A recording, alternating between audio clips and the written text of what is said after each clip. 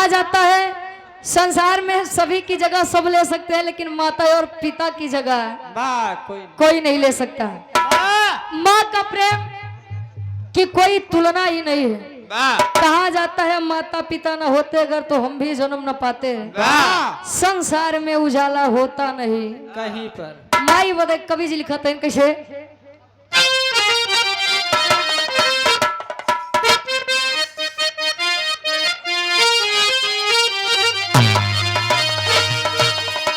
सबके खातिर भाई हमारे खातिर आप बदे, बाकी जितना लोग बैठे हैं सामान्य सब बदे।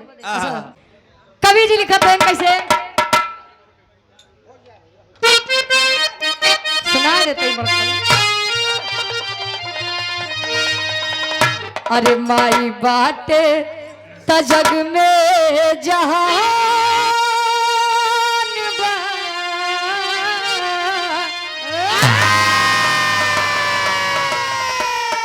माई बाटे त जग में जहान बा, माई बिन केहू ना तोहार बा।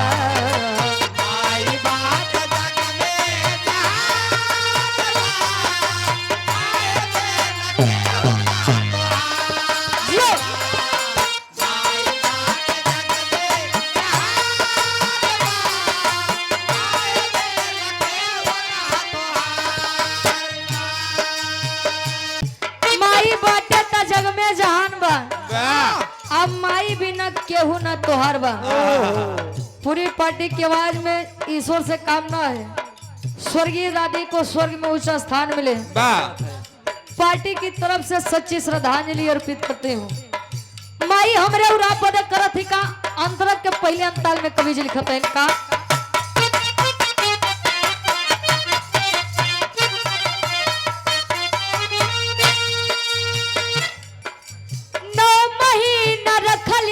के पेट में अका तू दे लाई अपने माँ के भेट में।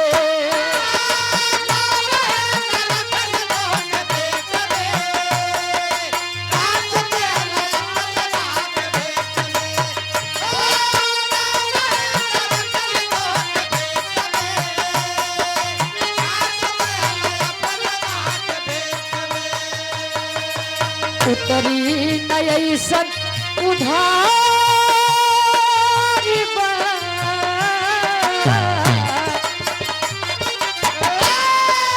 उतरी नई सन उधारी बा, माई बिन केहू ना तोहारी बा।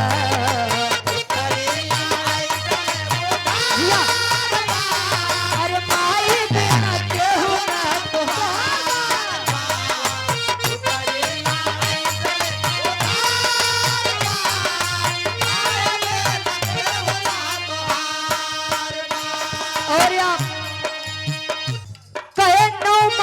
रखली तो के पेट में और का तू देला अपने माँ के भेंट में। एक बात आप भी जानते हैं हम भी जानते हैं कि माई बाबू अगर न होते तो हम न होते, आप न होते, पूरा संसार न होता। अबे सुनब है कि 84 लाख योनियों में भटकने के बाद एक मानव तन मिलता है। जब बच्चा माँ के गर्भ में आता है तो ईश्वर से ये कामना करत है, स्वामी ए स्वामी कैसो हम कई नरक से बाहर कई देता है। हुआ पहुँचे के बाद तो हर दिन रात भक्ति भाव भोजन करब, लेकिन काका जब तक जवानी रहे अजर दिन बुढ़ाई आई जाए, मान लो बड़का बाबू हरेन किनारे बार और झरा ही लगे। बड़का बाबू हाँ वो बैठा है देखा तब हुए हरे राम हरे कृष्ण। जब तक चोट नहीं लागत तब तक अनहरे की नहीं ऊपर लखा चला जाबे, तब राम का नहीं याद करबे। आज ऐसे चोट लाग अरे राम कहाँ मरवाए भैया, तो काम ही न करा कि जैसे दुखे में राम का याद करे पड़े, ओकरे पहले राम का याद कैले बा तो शायद संकट नहीं आवे। अंतरा के दूसरे ताल में कवि जी लिखते लड़का जब जन्म लेता थे गए 5 छोर न पिछुआ में, तब तो काका भक्ति भाव भजन में मनऊ लगे, लेकिन 5 चोर जब पिछुआए नहीं, यही 5 चोर अरे हमका छोड़ के महाराज कहे काम क्रोध मध लोभ ईर्ष्या। आज के समय में काका पड़ोसी सुखी रहे दे चाहते ही नहीं बे। जब ले अनियारे में रहबे तब तक तोरे घरे क्यों नहीं आई? अब बड़को हाई लोजन लगवाई दी है। हाँ तो जान ले पड़ोसी आग दिखाई दे, अरे यार कैसे हाई लोजन लगवाई ली है। मोरा की चमकता। हाँ लगाई तो पाऊब ना, लेकिन एक फोर जरूर क्यों सुखी ना देखे चाहते हैं काका। अंतरा के दूसरे अंताल में कवि जी लिखा था इनका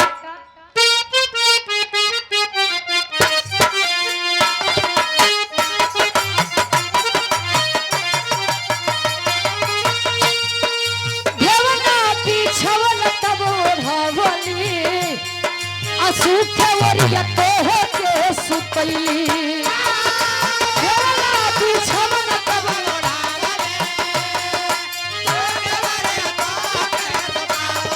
जियो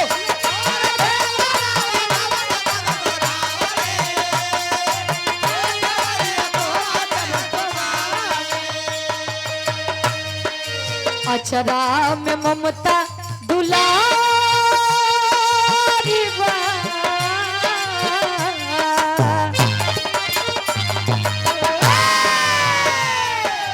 अचरा में ममता दुलारी बा, हर माई भी न केहू ना तोहारी बा।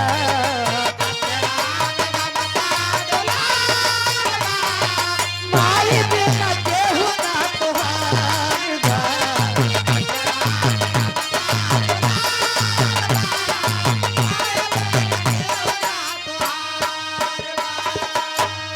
भेवला बिछवना तब उठवली सूखे वरिया तोके। आज के समय में काका लड़कियां एक दूठोरे से ज्यादा होते नहीं है। अब पहले के समय में पता लगे दर्जन दर्जन पहुंच जाता टीम पूरी भैया। माई बाबू सेवक कई ले जाए।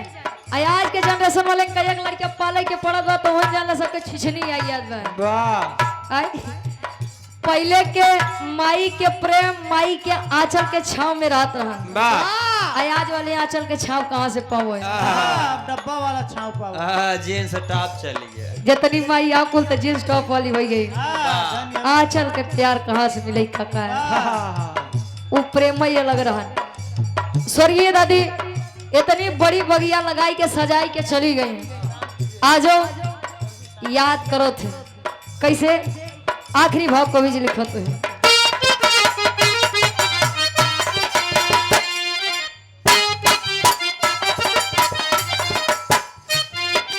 मिलन भाव पवली का फल फूल मिठहिया अका खोई है हमरे कन्हैया।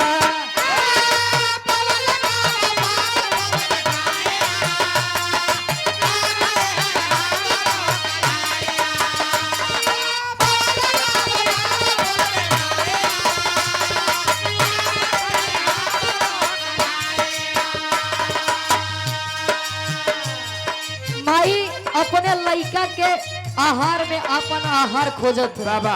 पहले खाए के बड़ी दिक्कत रही। माई बाबू लड़का अगर खाए ले तो 2 घूंट पानी पी के सो जाते रहे। लेकिन माई बाबू लड़कन के सेवक बड़ा बरियार करे। पहले के लड़का मटिये में खेले मटिये में बड़ा हो जाए।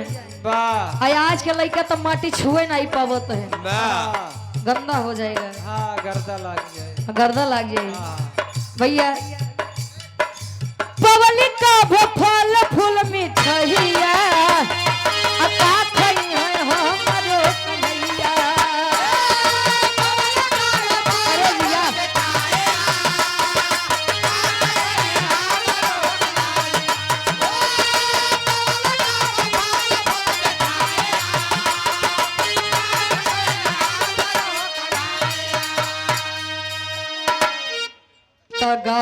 रुचि सभा दरबार